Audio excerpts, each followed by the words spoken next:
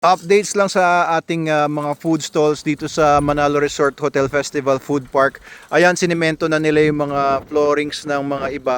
Medyo okay na ngayon ang weather at sunny skies na, nakalabas na ang araw, kaya natutuyo na yung lupa, hindi na maputik. Kasama natin ngayon si Madam Snooki, ayan, at si Adamski, ayun si Adamski boy naglalaro doon. So ito medyo siguro sa mga susunod na araw medyo ano pa rin, basa-basa pa rin yung mga ibang portions. And ito nililinyahan na rin nila. May mga linya na ng kuryente para sa mga ilaw, guys. Ayun lalagyan na lang ng mga light bulb yung mga bokilya niyan. Ito yung Los Polios Hermanos, nag-start na nga sila dapat dito. Naglagay na sila ng mga gamit nila dito. Manok. Oo, Los Polios.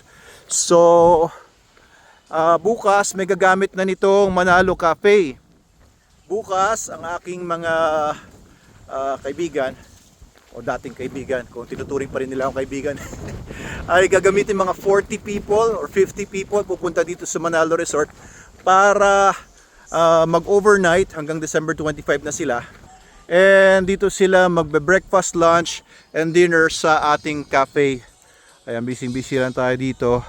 Nagtawag pa tayo ng mga manpower. Uy, sorry. Kailangan nating tumulong sa paglilinis ngayon dito kasi kulang tayo sa mga tao. Ayan, nagsesemento sila dun sa baba. Ayan, meron tayong mga backup.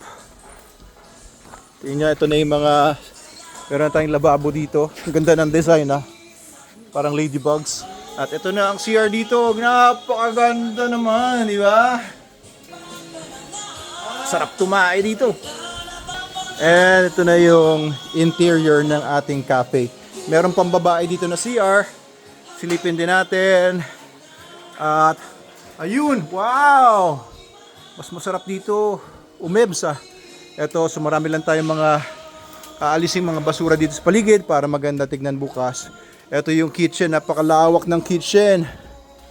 Yun And ito yung bar or dito gagawa si Sir Garlet ng mga kape, mga food. Ayun, si Miss Evelyn ang talagang nag-design sa lahat ng ito. Ayan. May mga ganyan-ganyan pang design. Alright. Ayan, pati si Sir Cesar ay tutulong na sa paglilinis. Sir Cesar.